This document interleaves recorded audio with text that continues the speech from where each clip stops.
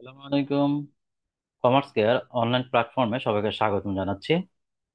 উচ্চ মাধ্যমিক পরীক্ষার্থীরা যারা এইচএসসি পরীক্ষা বোর্ড পরীক্ষা দিচ্ছ, তোমাদের হিসাব বিজ্ঞান দ্বিতীয় পত্র আর্থিক বিবরণী কেমন হয়েছে? আশা করি সবার ভালো হয়েছে। আমরা আর্থিক বিবরণীর 1 নং এর সমাধানটা তোমাদের সাথে আজকে শেয়ার করছি। তো তোমরা আর্থিক বিবরণীর 1 নং প্রশ্নের সমাধানটা মিলে নিতে পারো। উচ্চ মাধ্যমিক পরীক্ষা 2025 ঢাকা বিভাগে হিসাব বিজ্ঞান দ্বিতীয় পত্রের ক বিভাগে 1 নং প্রশ্নের প্রশ্নটি তোমরা দেখতে পাচ্ছ। তো আসল প্রশ্নটা আমরা এক পলক দেখে নেই। কোয়েল কোম্পানি লিমিটেড এর অনুমোদিত মূলধন প্রতিটি 10 টাকা করে 2 লক্ষ টাকা, যা 20,000 শেয়ারে বিভক্ত। 2024 সালের 31শে ডিসেম্বর তারিখে কোম্পানির রেয়ামিলটি নিম্নরূপ। নিচে একটা রেয়ামিল দেওয়া আছে। আমরা জানি আর্থিক বিবরণীতে রেয়ামিল দেওয়া থাকে। রেয়ামিলের মধ্যে দেখো হিসাবের নাম, ডেবিট ক্রেডিট দেওয়া আছে, শেয়ার মূলধন, পণ্য ক্রয় পণ্য বিক্রয় দেওয়া আছে, নগদ তহবিল। তো আমাদের প্রথম কাজ হচ্ছে এগুলো একটু আইডেন্টিফাই করে নেওয়া যে কোনটা কোন ছকে যাবে। ঠিক আছে, আমাদের তো সাধারণত ছক তিনটি। একটা হচ্ছে বিশদ আয় বিবরণী, একটি হচ্ছে সংরক্ষিত আয় বিবরণী, আরেকটি হচ্ছে উদ্বৃত্তপত্র বা আর্থিক অবস্থার বিবরণী। তো আমরা আগে এই কোনটা কোন ছকে যাবে সেটা আমরা আগে আইডেন্টিফাই করে রাখবো, তাহলে সুবিধা হবে। যেমন শেয়ার মূলধন আমাদের আর্থিক অবস্থার বিবরণীতে দায় পাশে আমরা বসাবো। পণ্য ক্রয় বিশদায় বিবরণী, বিক্রয় বিশদায় বিবরণী, নগদ তহবিল সম্পদ, বিনিয়োগ সম্পদ, প্রাপ্য হিসাব সম্পদ, প্রদেয় হিসাব দায়, প্রারম্ভিক মজুত পণ্য বিশদায় বিবরণী। সাধারণ সঞ্চিতি আমাদের সঞ্চিতির ঘরই আছে দায় পাশে, সেখানে বসবে। মজুরি বিক্রিত পণ্যের ব্যয় বসবে, সাধারণত বিশদায় বিবরণীতে বসবে। যন্ত্রপাতি সম্পদ ভাড়া খরচ বিশদায় বিবরণীতে বসবে। সংরক্ষিত আয়ের ঘরই আছে, সেখানে বসবে। ঋণপত্র আছে দায় পাশে, দীর্ঘমেয়াদী দায় বসবে। লভ্যাংশ প্রদান সংরক্ষিত আয় বিবরণীতে বসবে। তাহলে আমরা সামগ্রিকভাবে কোনটা কোন ছকে যাবে সেটা আমরা দেখে নিলাম। এরপর আসে সমন্বয়ে দেওয়া আছে 1 নম্বর সমাপনী মজুত পণ্য 45,000 টাকা, যার মধ্যে 5,000 টাকার আগুনে বিনষ্ট পণ্য অন্তর্ভুক্ত আছে। বীমা কোম্পানি 2,500 টাকার ক্ষতিপূরণ দিতে সম্মতি দিয়েছে। তো এই এন্ট্রিটা একেবারে কমন একটা এন্ট্রি। যারা বোর্ড পরীক্ষার জন্য প্রস্তুতি নিয়েছো তারা এই এন্ট্রিটা করো নাই, যারা মোটামুটি ভালো স্টুডেন্ট তারা এই এন্ট্রিটা করোনি এমন হতে পারে না। তো এক্ষেত্রে আমাদের কাজটাকে সমাপনী মজুত পণ্যের অ্যাকচুয়াল টাকাটাকে বের করতে হয়।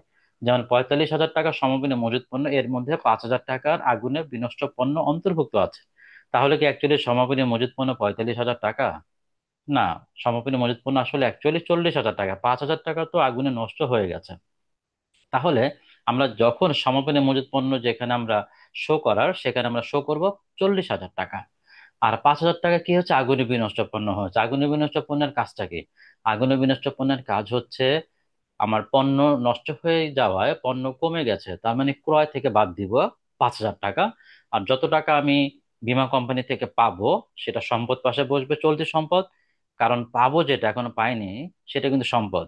আর যেটা আমরা পাবো না একেবারে, টাকাটা আমরা পাচ্ছি না, ক্ষতি হয়ে যাচ্ছে, সেটা আমরা খরচ পাশে ক্ষতি পাশে বসাবো। যেমন 5,000 টাকা আগুনে বিনষ্ট পণ্য, বীমা কোম্পানি 2,500 টাকা ক্ষতিপূরণ দিতে সম্মতি হয়েছে। তার মানে 2,500 টাকা আমরা ক্ষতিপূরণ বাবদ পাবো। এই 2,500 টাকা বীমা দ্বারা স্বীকৃত আমরা সম্পত্তি পাশে বসাবো। আর আরো যে 2,500 টাকা বাকি, যে 2,500 টাকা 5,000 টাকা থেকে, সেটা আমরা আর পাচ্ছি না, সেটা ক্ষতি হয়ে গেল, খরচ হয়ে গেল, আমরা সেটা ব্যয় পাশে বসাবো। এরপর যন্ত্রপাতির অপচয় দেওয়া আছে, অপচয়ের কাজ একবার সিম্পল, একবার খরচ পাশে বসবে, আরেকবার যন্ত্রপাতি থেকে বাদ দিব। এরপর লভ্যাংশ সমুদায়করণ তহবিল 10,000 টাকা, সাধারণ সঞ্চিত তহবিলে 15,000 টাকা ও কর্মচারীর ভবিষ্যৎ তহবিলে 5,000 টাকা স্থানান্তর করতে হবে। এই যে বিভিন্ন জায়গায় টাকা স্থানান্তর করতে বলা হয়, এগুলো সাধারণত কোথায় যায়? যেখানে স্থানান্তর করতে বলা হয় সেখানে যাবে, এবং সংরক্ষিত আয় বিবরণীতে যাবে এগুলো। ঠিক আছে, এগুলো বিশদ আয় বিবরণীতে আসে না, তোমরা এগুলো ভালো করে অবগত আছো এই বিষয়ে। শেয়ার মূলধনের 10% লভ্যাংশ ঘোষণা করতে হবে। এই লভ্যাংশ ঘোষণা করা, বিভিন্ন জায়গায় টাকা স্থানান্তর করা, এগুলো আসলে সংরক্ষিত আয় বিবরণীর এন্ট্রি, সেগুলো আমরা সংরক্ষিত আয় বিবরণীতে বসাবো। তো আসলে আমাদের কি চাওয়া হয়েছে? ক নম্বরে বলা হচ্ছে বিক্রিত পণ্যের ব্যয় নির্ণয় করো। তাহলে বিক্রিত পণ্যের ব্যয় নির্ণয় করতে কি কি লাগবে? প্রারম্ভিক মজুত পণ্য লাগবে, ক্রয় লাগবে, নিট ক্রয় যেটাকে বলি। ক্রয়ের সাথে ঝামেলা থাকলে, যোগ বিয়োগ থাকলে, সে যোগ বিয়োগ সেরে নিব, নিট ক্রয়। এর সাথে মজুরি থাকলে মজুরি বসাবো, আমাদের অঙ্কে মজুরি আছে। পরিবহন খরচ থাকলে বসাবো, এখানে পরিবহন নেই। মাইনাস করবো সমাপনী মজুত পণ্য, তাহলে বিক্রিত পণ্যের ব্যয় নির্ণয় হয়ে যাবে। তাহলে আমরা কোশ্চেনটা একটু দেখি। দেখো, প্রারম্ভিক মজুত পণ্য আছে 50,000 টাকা, প্রারম্ভিক মজুত পণ্য আছে। আমরা 50,000 টাকা আগে বসাবো, দেন পণ্য ক্রয় বসাবো। পণ্য ক্রয় কিন্তু 2 লক্ষ টাকা আছে। অ্যাকচুয়ালি 2 লক্ষ টাকা কিন্তু বসবে না, কারণ আগুনে নষ্ট হয়েছে 5,000 টাকা। তাহলে আমরা 1,95,000 টাকা পণ্য ক্রয়ে বসাবো। এরপর আছে মজুরি, মজুরি আছে 20,000 টাকা, 20,000 টাকা বসাবো। এগুলো যোগ করার পর সমাপনী মজুত পণ্য মাইনাস করবো। সমাপনী মজুত পণ্য কত? সমাপনী মজুত পণ্য কিন্তু 40,000 টাকা বসাবো, 45,000 টাকা নয়। অ্যাকচুয়ালি সমাপনী মজুত পণ্য 40,000 টাকা। আমরা এভাবে বিক্রিত পণ্যের ব্যয়টা বের করবো। আসল সলিউশনটা একটু দেখি। বিক্রিত পণ্যের ব্যয় নির্ণয়। প্রারম্ভিক মজুত পণ্য 50, পণ্য ক্রয় 2 লক্ষ টাকা, আগুনে নষ্ট হয়ে গিয়েছে 5,000 টাকা, দ্যাট মিনস 1,95,000 টাকা।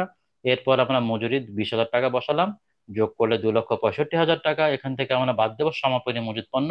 সমাপনী মজুত পণ্য আমরা 40,000 টাকা বের করেছি, মাইনাস করার পর 2,25,000 টাকা বের হয়েছে। এই 2,25,000 টাকা কি বের হলো? বিক্রিত পণ্যের ব্যয় বের হয়ে গেল। আমাদের ক নাম্বার সমাধান হয়ে গেল। ঠিক আছে। খ নাম্বারে কি বলা হয়েছে? নিট লাভ 42,500 টাকা ধরে সংরক্ষিত আয় বিবরণী তৈরি করো। তার মানে আমাদের কিন্তু বিশদ আয় বিবরণীর কাজ শেষ করে দিয়েছে, ওইটা আর করতে হচ্ছে না, জাস্ট সংরক্ষিত আয় বিবরণীর কাজ করতে হবে। এখন সংরক্ষিত আয় বিবরণীতে কি কি আসে?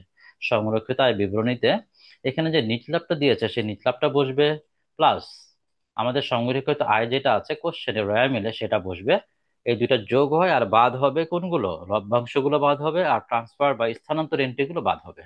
তাহলে আমাদের কিন্তু সংরক্ষিত আয় বিবরণী কমপ্লিট। তাহলে আমরা প্রথমে দেখো সলিউশনটা নিয়ে আসি। সংরক্ষিত আয় বিবরণী সাল দিব সমাপ্ত বছরের জন্য। যেটা কোশ্চেনে দেওয়া আছে রেমিলা সেটা আগে বসাবো, দেন যেটা নিটলাভ দেওয়া আছে সেই নিটলাভটা বসাবো, দুটো যোগ করলে 1,27,000 টাকা।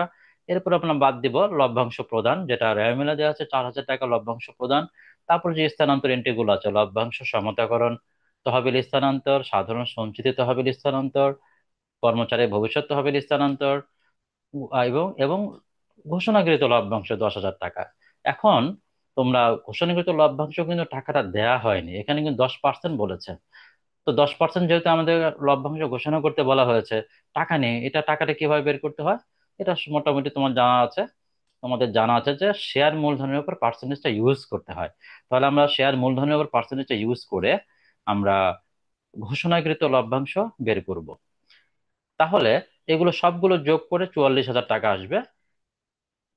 উপরে এন্ট্রি থেকে 1,27,000 টাকা থেকে এই 44,000 টাকা মাইনাস করলে 83,000 টাকা, এটাই আমাদের সংরক্ষিত আয় বিবরণীর উদ্বৃত্ত বের হয়ে গেল। অর্থাৎ 2 নম্বর স্টেপে শেষ। আসলে অঙ্কটা কিন্তু ছোট, হিসাব করে ছোট, মানে হিসাবে ছোট দিয়েছে একটা অঙ্ক, খুব বড় ধরনের অঙ্ক দেয়নি, যেহেতু বিশদ আয় বিবরণী বা আয় বিবরণীটা আমাদের করতে বলা হয়নি। এই জন্য কিন্তু অঙ্কটা তোমাদের জন্য আসলে ভালোই হয়েছে, খারাপ হয়নি। গ নাম্বার বলা হচ্ছে 2024 সালের 31শে ডিসেম্বর তারিখে কোম্পানির মোট সম্পদের পরিমাণ ও চলতি দায়ের পরিমাণ নির্ণয় করো। মোট সম্পদ চেয়েছে, মোট সম্পদ মানে সম্পদ পাশ পুরোটা করতে হবে। আর মোট চলতি দায় চেয়েছে, অর্থাৎ চলতি দায়ের অংশটুকু করলে শেষ। তো সম্পদ কি কি আছে? তো আমরা সম্পদগুলো একটু আইডেন্টিফাই করে দেখো কোশ্চেনে কি কি দেওয়া আছে সম্পদ। নগদ তহবিল সম্পদ, চলতি সম্পদ, বিনিয়োগের ঘরে আছে এটাও সম্পদ, প্রাপ্য হিসাবও সম্পদ। ঠিক আছে, এরপর যন্ত্রপাতি স্থায়ী সম্পদ। এরপর এখানে আর কোনো সম্পত্তি নেই। এরপর আমরা দেখে নিচে এখানে যে বিনিয়োগ আছে, বিনিয়োগের উপর পার্সেন্টেজটা করে আমরা বিনিয়োগের সুদ বের করবো। সেই বিনিয়োগের সুদটা হচ্ছে কি? চলতি সম্পদ, আমরা সেখানে চলতি সম্পদে বসাবো। তাহলে এখান থেকে আমরা মোটামুটি বুঝতে পারলাম কোনগুলো সম্পদ। সমন্বয় থেকে সমাপনী মূল্যবান সম্পদ, এবং বীমা কোম্পানি যেই টাকাটা ক্ষতিপূরণ দেওয়ার জন্য সম্মতি হয়েছে আমরা পাবো, এটাও আমাদের জন্য সম্পদ, এটাও চলতি সম্পদে বসবে 2,500 টাকা। এরপর যন্ত্রপাতির অবশ্য যন্ত্রপাতি থেকে বাদ দিয়ে বসাবো। আর এগুলো যে স্থানান্তর গুলো আছে এগুলো সবই দায়, আসলে দায়ের এন্ট্রি। দায় পাস যখন করবো তখন আমরা এগুলো বসাবো। মূলধনের লভ্যাংশ ঘোষণা এগুলো দায়, এগুলো আমরা দায় পাশে বসাবো। তাহলে আসো আমরা সম্পদের স্ট্রাকচারটা একটু দেখে নিয়ে আসো। মোট সম্পদের পরিমাণ, স্থায়ী সম্পদ প্রথমে আমরা যন্ত্রপাতি বসালাম, দেন বাদ দিব পুঞ্জীভূত অবচয়, পার্সেন্টেজ সেই অবচয়টা বাদ দেওয়ার পর 1,40,000 টাকা আসলো। স্থায়ী সম্পদ শেষ, একটাই আছে। তারপর বিনিয়োগের হেডিং, বিনিয়োগের ঘর 10% বিনিয়োগ আছে, 1,00,000 টাকা আছে, বিনিয়োগ বসাবো। এরপর চলতি সম্পত্তি দেওয়া আছে নগদ তহবিল, বিনিয়োগের সুদ যেটা পার্সেন্টেজ করে বের হয়েছে, প্রাপ্য হিসাব আছে, সমাপনী মজুত পণ্য আছে, এবং বীমা দ্বারা স্বীকৃত যেটা আছে, বীমা কোম্পানি যেটা আমাদের দিবে বলেছে, এটা সম্পদ। তো যোগ করলে টোটাল মোট সম্পত্তি, চলতি সম্পত্তি দাঁড়ালো 1,43,000 টাকা। সবগুলো সম্পদ যোগ করলে দাঁড়ালো 3,87,000 টাকা। তাহলে সম্পত্তির যোগফলে আমরা পেয়ে গেলাম 3,87,000 টাকা। এরপর আমাদের কি করতে বলা হয়েছে? মোট চলতি দায়ের পরিমাণ নির্ণয় করতে বলা হয়েছে। তো চলতি দায়ের মধ্যে কি আসবে? আমাদের হেডিংটা হচ্ছে চলতি দায় ও ভবিষ্যৎ ব্যবস্থা, অর্থাৎ এই স্থানান্তর এন্ট্রিগুলোকে আমরা ভবিষ্যৎ ব্যবস্থার এন্ট্রি হিসাবে আমরা ধরে থাকি। তো এখানে প্রদত্ত হিসাব পাওনাদার বসবে, ঋণের সুদ, যে বকেয়া ঋণের সুদ, ঋণের সাথে যে পার্সেন্টেজটা আছে সেটা ইউজ করে আমরা ঋণের সুদ বসাই, সেটা হচ্ছে দায়, চলতি দায়। এরপর লভ্যাংশ সমতাকরণ তহবিল স্থানান্তর আসবে, কর্মচারী ভবিষ্যৎ তহবিল স্থানান্তর আসবে, আর লভ্যাংশ ঘোষণাকৃত লভ্যাংশ চলে আসবে। এগুলো যোগ করে আমরা পাচ্ছি 69,000 টাকা। তাহলে চলতি দায় বের হয়ে গেল 69,000 টাকা। তাহলে তোমরা যারা অঙ্কটা দিয়ে আসছো তারা অ্যান্সারটা মিলে নিতে পারো। অ্যান্সারটা মিলে গেলে তোমরা আসলে আশা করি একেবারে 10-এ 10 পেয়ে যাবে, ফুল মার্কস পেয়ে যাবে।